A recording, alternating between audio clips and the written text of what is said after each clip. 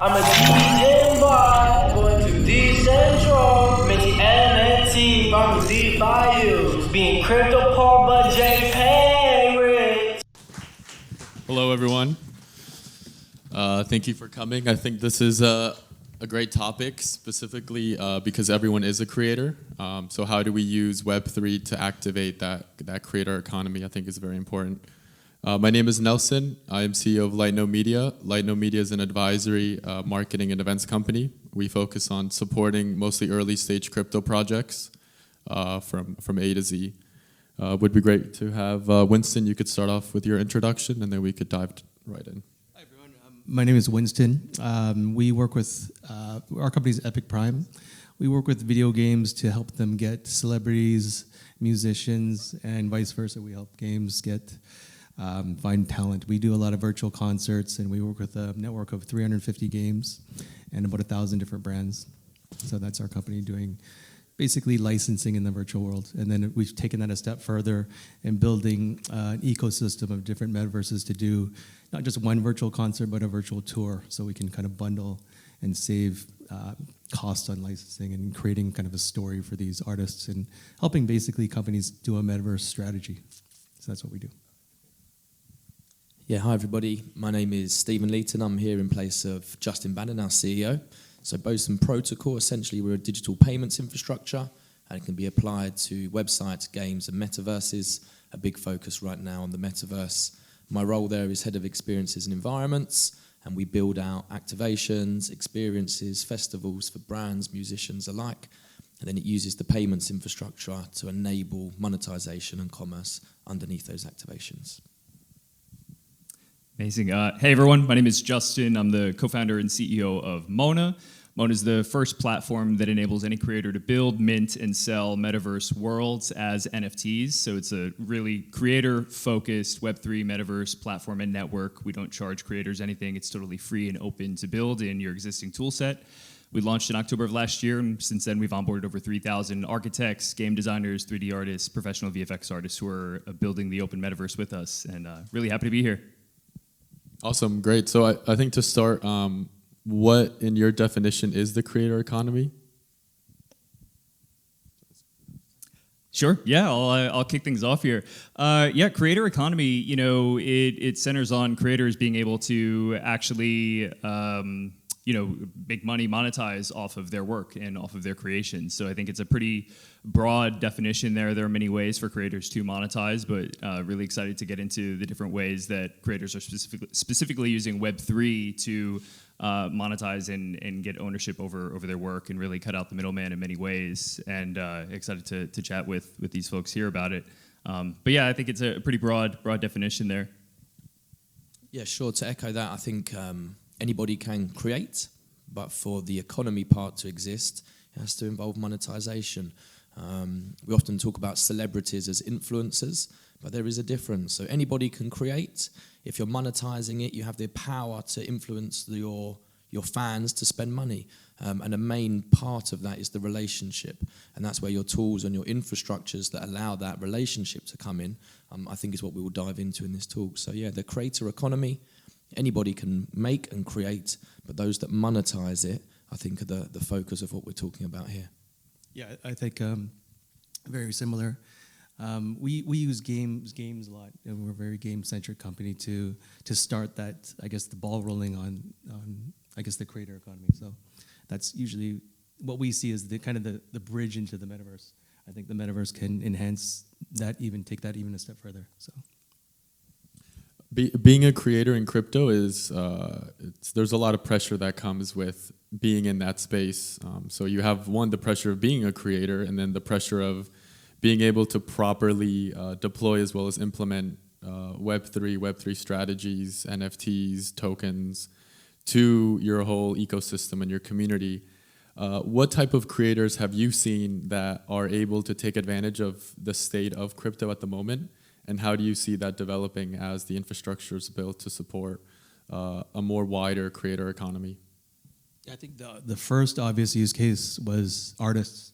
And of course, artists were able to really take advantage of the NFT technology and really make it mainstream. But we were kind of I guess as this industry is very fickle and it changes so quickly. We're starting to see that shift to more influencers or celebrities and brands are wanting to get into it. So I'm seeing kind of that shift. So I can comment a lot on the brand side. So Boson Protocol, we're a big part of the Metaverse Fashion Week that happened in Dcentral earlier on this year. The infrastructure was used to allow brands to sell products from within these spaces. And they're exploring this as a new marketing channel, a new sales channel. And when we speak to them about their digital strategy, their omni-channel sales strategy, the metaverse is a new environment that they want to be a part of. But these are the big global brands, but these are new environments that your independent creators can utilize as well. And I think, art being a main one, the fact that the NFT can now be used as a digital voucher of authenticity or ownership. This is why we're seeing this renaissance of digital art, because it can be monetized for the first time, and ownership and proof can now exist in an immutable way. Yeah, I think there's typically we're seeing kind of a barrier to entry to Web3 in general, right? Even for the consumer, for collectors, and then for artists too. So that's why everything that we're doing is really, it's super important when we look at the broader creator economy, is to build the tools and infrastructure that makes it really easy for any creator to get started, to start building in Web3 and building in the metaverse as well. And I mean, in terms of creator, we see everything from 2D artists, 3D artists. There's a lot of really exciting stuff happening right now in terms of music, a lot of really exciting programmable music NFTs that are coming out. And in particular, as it pertains to Mona, we're really focused on empowering 3D artists to excel in this new creator economy and in Web3. And so that means building out tools for all sorts of 3D artists, whether they're creating sculptures or entire worlds and scenes that they can tokenize as virtual environments, or even we're seeing a lot of really talented digital fashion designers who are building wearables and different things, that you could actually purchase and use for your avatar that you can take across virtual worlds. So we're seeing a pretty broad, creation there. Yeah. I think digital fashion has a real place here because a lot of the metaverses are avatar-based. And so when we talk about the psychology of self, the psychology of belonging, and how we like to represent ourselves in the real world, you can now represent yourself in the same way in a digital environment. So I wear certain brands, I have a cultural belonging in the real world. If the metaverse and our digital lives are an extension of that, the same kind of underlying psychology can exist. So I think digital fashion really has taken on a lot of movement in this space. Art, obviously a big one that we've mentioned. An area there that you mentioned, I think is still a long way to come and is really quite exciting, is music. I'm sure we've all heard of Kickstarter and GoFundMe. Artists, musicians, once upon a time would get an advance from a record label, and that's the Kickstarter to get the project going. Now let's say you're a musician, you could release 1,000 NFTs, $100 each. That's a lot of money for your true fans. Will spend $100 a year. They can fund the next project, they can get a sense of ownership, and what goes into that NFT is programmable. So whether it's content, early access, VIP tickets, digital downloads, or even ownership over that project, I think we might see NFTs in the music industry being a way of funding future projects and rewarding those fans that invest with you from an early stage. Great. So I think you guys are obviously building the infrastructure, building ways to really activate this creator economy. What type of creators have you seen in terms of the projects that you're involved in, the projects that you talk with on a daily basis? What are the creators that are most exciting for you guys, the ones that really are going to bring the ROI that you guys think kind of in the next 6 months to a year? Who are those creators? What do they do? What separates them from the other creators? And how do you see that developing as the infrastructure gets built out? Yeah, that's a great question. I think there's so many talented creators. Our business, we like to do a lot of collaborations. So we work with, a brand and a celebrity, or a game and a celebrity. And we actually found a lot of kind of fan art. So any kind of two communities that want to work together, we find that those are the best, art, because they have a true vested interest to create something that they are passionate about. So that's what we're seeing. Yeah, and to repeat it again, Boson Protocol, we're a digital payments infrastructure, is the simplest way of putting it. We're a decentralized a decentralized commerce protocol, but it's a digital payments infrastructure. With the creator economy, I think Web 2 will still stay here for a long time. Let's say you're an independent artist, an independent musician. How do you reach your fans? It's Instagram, it's TikTok, it's YouTube. You need these platforms to widen out your reach. But how you monetize can now happen peer-to-peer and directly to your audience. So the infrastructures that can enable this are infrastructures like Boson Protocol. You can connect directly to your audience peer-to-peer. In the Web 2 environment, the buyer and the seller interact via centralized intermediaries, and these are often quite extractionary. Boson Protocol is a fully decentralized, permissionless protocol. So you can utilize the reach and the platforms that Web 2 platforms have, like YouTube and TikTok, but then using new technologies, Web 3 technologies, underlining technologies, you can monetize directly from the audience. So use the reach of Web 2 to gain an audience, gain a relationship with them, and then using the new technologies, you can monetize in new ways. Yeah, I'm hearing sort of like these common threads, and I think, you know, we're hearing the term audience a lot. And I think in terms of the creator and creators who have different audiences, whether that's a super large audience of millions of followers or even a couple thousand or even a few hundred, I think what's really exciting to see are creators who share all of their knowledge and the things that they're learning about how to create in Web3 and sharing that with others. Whether that's we're seeing a lot of it in Twitter Spaces, but it's really about sort of disseminating this information and allowing other creators to more easily onboard into Web3 and into building the open metaverse. I think it's really important from that perspective, and really exciting for me to see, especially for our community in our Discord. Those creators who really stand out are the ones that are so willing to jump in and help others, especially, for Mona and what we're doing with all these incredible 3D creators and architects who are coming in. It's really cool to see like a lot of real world architects who are starting to build for the metaverse and learning how to tokenize their 3D assets. And in many ways, they're learning these new tools that a lot of other creators have been using for years. And so it's really great to see when, someone posts a question in Discord or on Twitter about, how to optimize a scene or how to do something that they saw was really cool on, someone else's world. And, people from our community are really eager to just jump in and help. And I think those types of creators who are really eager to give back and really help everyone else, I think that's super important because that's going to allow us to onboard more creators to Web3, to the metaverse, and will allow creators to continue to succeed. I think what we're talking about there is a different type of culture, of knowledge sharing and a sense of community. It's very hard for us to predict what future cultures are like. Who knows what the next music genres will be? But there are going to be new music genres that will be coming out. There'll be new forms of art that come out.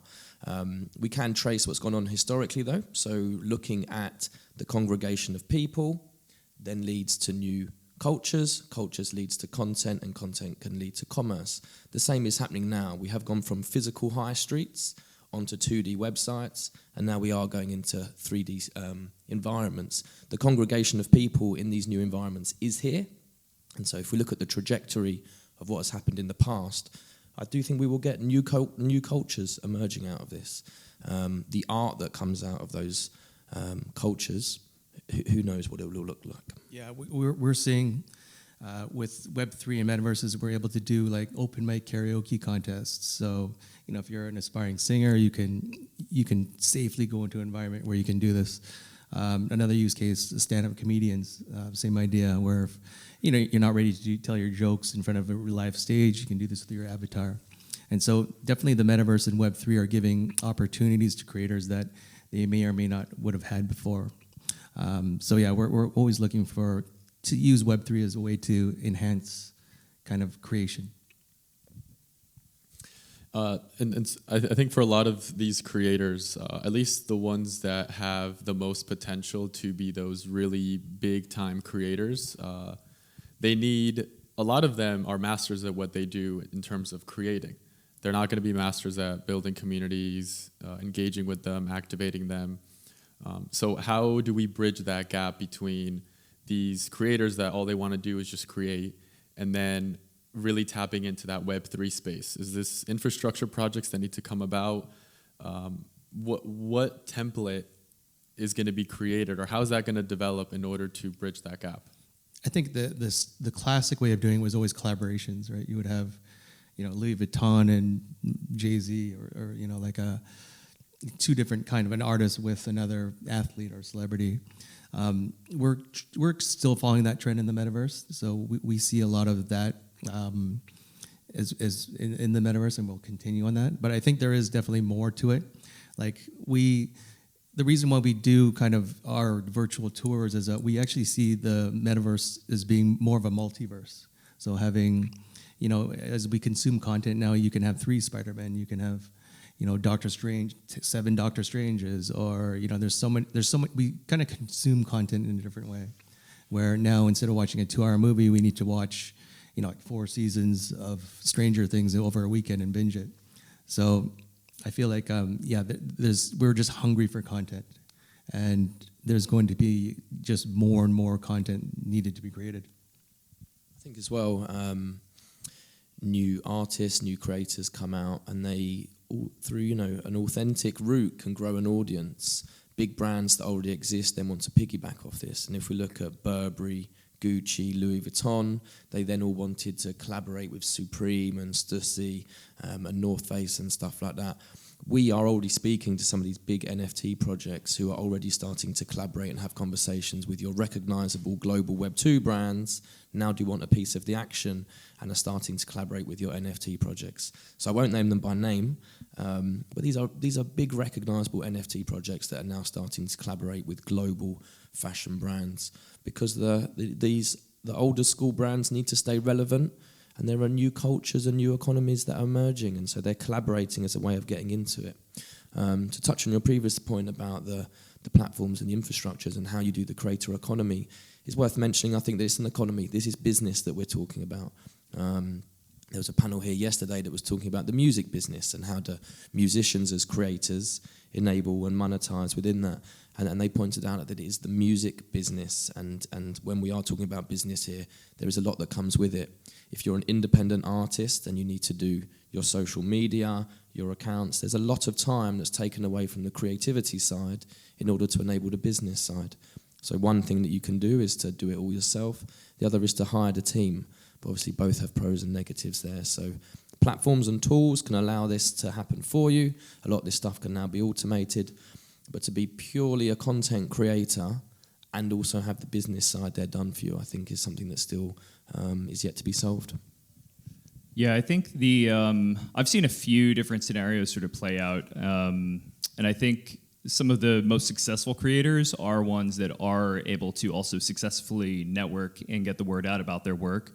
I've seen a lot of creators who started with not a very large following, but they just started posting their work every day and getting really involved in Twitter, getting involved in other communities, following and supporting other artists, and slowly but surely they've grown really, really large followings and have, gathered and been able to have a lot of influence, as people would say. So I think it is important. I think the most successful creators are ones that are able to sort of hustle for themselves and really get the word out about their work. But at the end of the day, I think their work also has to be able to resonate with their audience. So I think it starts with whatever it is they're creating and being able to almost start a movement behind it, and then also help to get the word out. And then I've seen other scenarios where creators start to build teams around what they're building. Where they have dedicated people to specifically help with marketing and community building and Discord management. But really, to start as a creator, no one's going to do the work for you. You really have to start it yourself. And, it's even better if you can rally people around your cause and around your art that you're creating early on. But at the end of the day, like as things grow, and if you want to take it to the next level, I do think, it would be helpful if there's more and more infrastructure for creators to make it easier to build and manage these communities. But there's really no substitute for just being present and, for really being able to connect with people who vibe with your work. Yeah, some very good points. And just to add on to that, I think the art has to be good. If you want people to come and buy it, what you're creating has to resonate with people, has to be honest, has to be authentic. You can be very, very good at business, very, very good at marketing, and you can sell products off of it. It might not have too much longevity if it isn't something that people genuinely care about. And that's why I talk about that, sometimes the business side of things and activating the economy behind your work can be a distraction from the creative side. First and foremost, what you're creating has to be something that people want, But let's not aim for that. I think you just have to be true to yourself and just make what you feel like you want to be making. Yeah, I think it's very easy to get caught up as a creator in, if you do launch an NFT collection or you really get involved in Web3, it's almost what I've noticed is creators almost start forgetting about their creations and they start to fixate so much on the price or on is the community being engaged enough. And I think that's where we have to kind of go back and realize that this is all, we're just, it's a complete experiment. We don't know where it's going to go. We don't know how it's going to end up. And I could imagine like Drake, when he was just starting out as a rapper, he could have released a ton of NFTs and they probably in the short term could have been complete failures. But because he was continued to focus on his art, on being that creator, eventually those NFTs are going to somehow fit into him and his story. And so I think that's what I think causes a lot of creators to not come into the space as easily, because there's almost an expectation that if it's not successful, somehow it's a scam or a rug pull. Yeah, I think you're absolutely right. And I think the key word is story. I think everything has a story or should have a story. And people don't really care about something until there is a story behind it. And they can get invested into it or care about it or want to learn more about it. And it's usually the money is secondary to that or comes from that. And so for us, we're always trying to look at NFTs as really being a bridge between the real world and the digital world, where maybe you get something in real life and then also you can play that NFT in a game or wear it or something of that nature. But I feel like, yeah, the story is most important and kind of bringing your audience along with you on your story as an artist. Yeah, I think worth mentioning, technology is a tool. It's not the end. It's not the end goal. It's not the end point. Technology is a tool that enables us to do things. So if you're doing an NFT drop, what is the point in it? What are you actually trying to achieve? And just taking a cultural media trend, a technology trend, and slapping it onto your brand, it might not necessarily produce the outcome that you're looking for. I think in time, some of these key buzzwords that we use as well will fall into the background. For example, I came here on a plane. I don't know how the combustion engine works. If I use my mobile banking app to send you $10, I don't know how that underlying technology is working. NFTs as a digital exchange of value, as digital ownership, I think we'll see the technology used in new ways other than PFP projects and 10,000 collection drops and stuff like that. When people think of NFTs right now, I think the majority of people are thinking PFPs and collectibles, but it's a technology. It's a digital certificate of authenticity, a digital certificate of ownership. That technology applied to new mediums can produce new outcomes. I think you can look at NFTs as community-led seed funding. And so my example from before, an artist can fund a project in advance, much like a Kickstarter or a GoFundMe. But that NFT, that certificate that says you funded me, that can now be programmable, the rewards, the privileges, and what it unlocks. I think we'll see a lot of space come into that. Yeah, I think as a creator perspective, I do see some creators who come in and they're so focused on just selling and making money immediately from their work. But I do think it's important that as a creator, it's not that I wouldn't say that's necessarily should be the goal from the outset. We create, as an artist, you create because you want to tell a story or you want to convey a certain feeling or mood. And I think if you focus on that aspect of it, then the success and the money and everything will eventually follow once you're able to tap into that audience who really resonate, who can, really, where your work can really resonate with them. And I think a lot of creators too, starting out, they sort of make the mistake sometimes of pricing their work super, super high for their NFTs, and they have a little bit of trouble making those first sales, and it's because they don't have that built-in collector base. And so I would say, for any creators who are just getting started, there's nothing wrong with pricing your work a little bit lower to start as you sort of gain momentum and get a following and, have those lower price points to enable other collectors or any collectors to really purchase your work and not just sort of these blue chip collectors. But something else that you mentioned that really resonates too is the fact that there are many other types of NFTs than just PFPs and JPEGs and movies and video. We mentioned earlier there's a lot of innovation that's happening now, in particular with musicians and music artists, and really unique sort of programmable music NFTs and different projects launching where artists are able to actually sell the stems of work and even create generative music projects. Everything we're doing is focused on 3D creators and giving them tools to build entire virtual worlds that are interactive and immersive, and those are tokenized, those are NFTs. So I think from a tooling and infrastructure layer, it's also really important that platforms and companies in the space are able to support creators as best as they can and really help to highlight their work and get their work out more to really help creators be successful and push these sort of new types of NFTs that are coming out. Absolutely. Where Boson Protocol uses NFTs is not as collections and drops, is that we use the NFT technology. So Boson Protocol is a digital exchange of value that can result in a physical exchange of good. And to what point you mentioned previously, these brands, these artists now have an opportunity to exist in both the physical world and the digital world. And the two can now be linked via the NFT. So from a monetization perspective, you want to sell your art in the real world, there's twice as much landscape for you to exist in now, the physical world and the digital world, and the NFT can link it.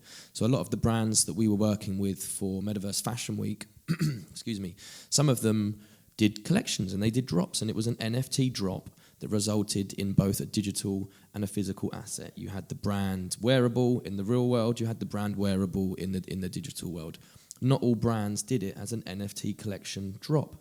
They simply sold products from within the metaverse, and they used the underlying technology that utilizes NFTs to enable that sale to happen. A big thing that Boson Protocol is pushing at the moment is if 2021 was the year of the NFT, is 2022 the year of phygital, and a lot of the brands that we're speaking to now are realizing that yes, they can have a presence in the real world, they can have a presence in the metaverse or digital worlds. NFTs can link the two.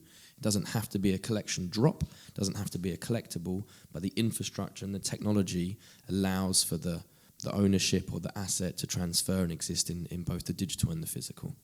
Yeah, that's a good point. I think a lot of people now have two personalities or two lives. They have their digital life and then they have their real life or physical life, who knows. And so they want different things for both those characters, really. And so NFTs can be an interesting way to bridge those two. But I think a lot of people think that NFT should be some kind of investment or increase in value, when really it's not. It's just like I said, it's a ledger or just a proof of ownership. It could go up in value, it could not. But it really should have some kind of utility or give you some kind of value that, if you do decide to sell it, it's the original owner that gets more of the benefit per se. So yeah.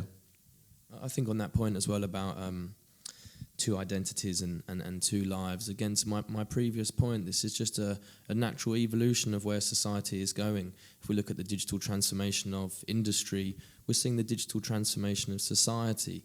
The pandemic has sadly accelerated that, but there are benefits to digital lives that we can connect with audiences, we can connect with loved ones around the world. More time than ever is being spent in online worlds. More time than ever is being spent in online games. I saw a statistic about Fortnite made 50 million off of one skin alone.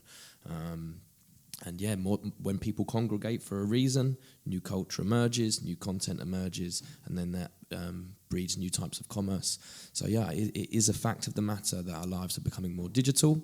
And so from an artistic perspective, there's an opportunity to exist in the phygital realms, the physical and the digital.